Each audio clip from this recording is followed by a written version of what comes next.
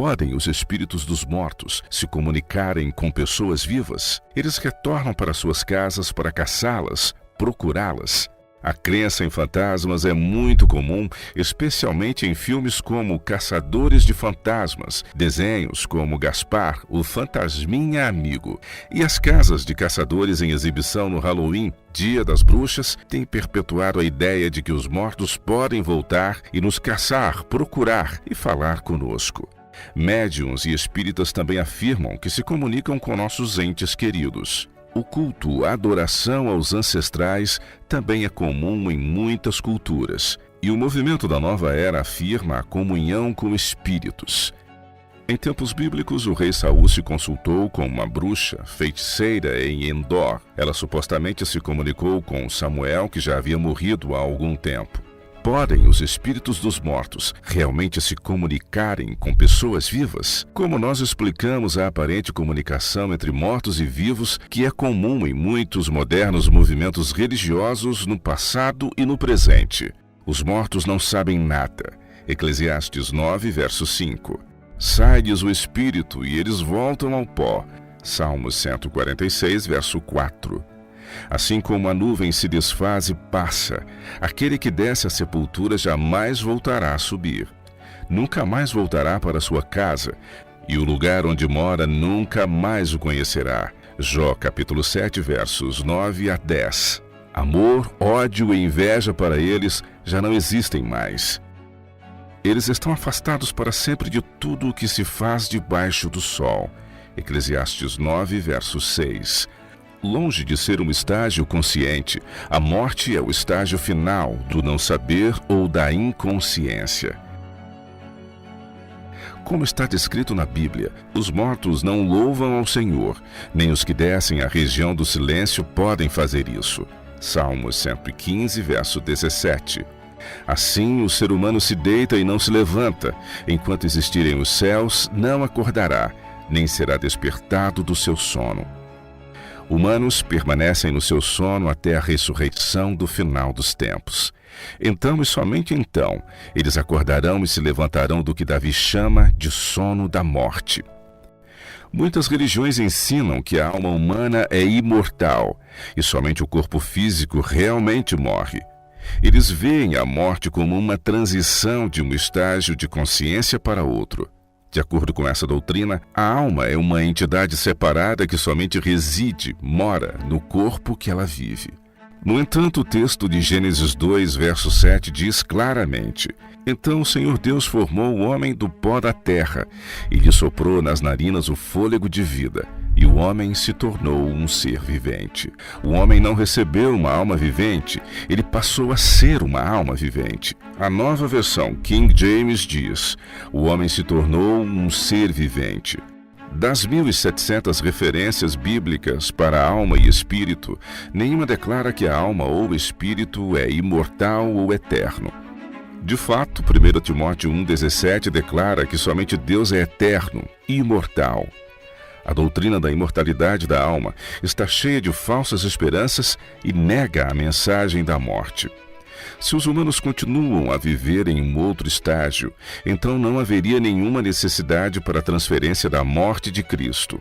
Cristo morreu para restaurar a vida para aqueles que pecaram e estavam no pecado.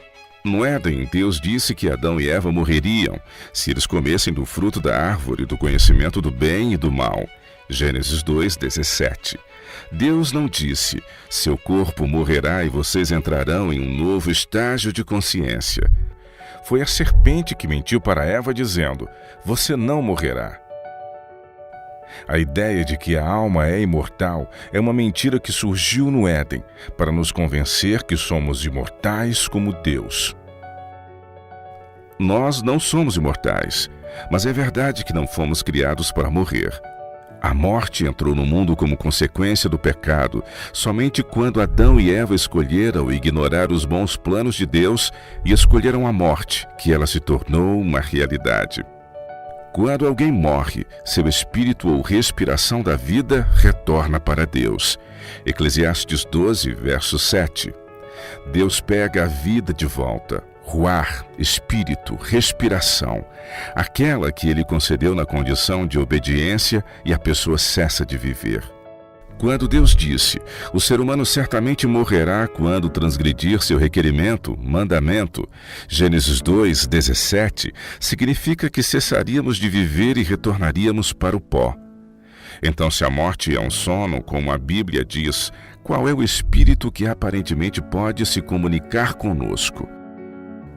Se os espíritos que são chamados pelos médiuns ou canais não são espíritos da morte, então serão os espíritos do demônio que tentam nos enganar e nos roubar a salvação.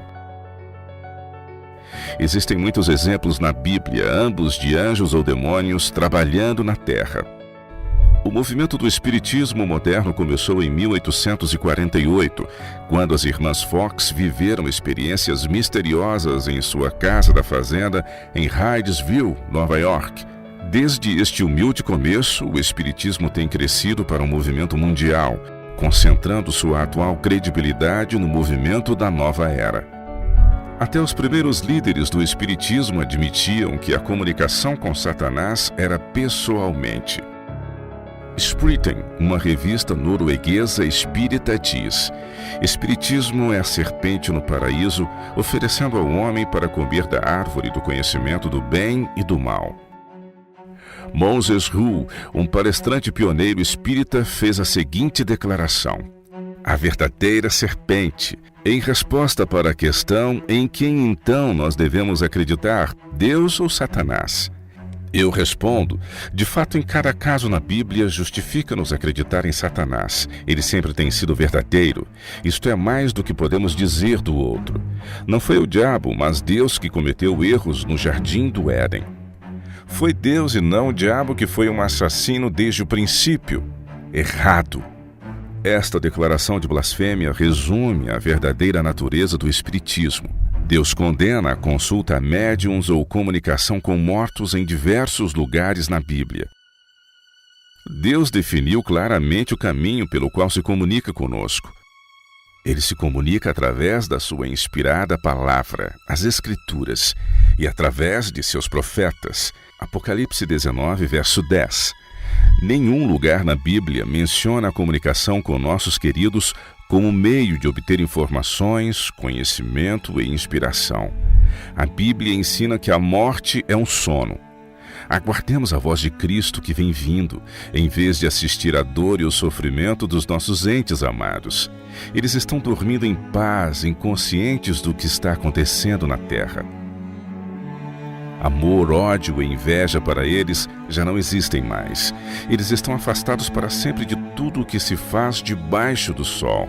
Eclesiastes 9, verso 6. Se você quer saber mais sobre o que a Bíblia diz sobre morte, vida após morte, inferno e muito mais, assista aos vídeos O Reino Místico da Morte e Decepção da Nova Era.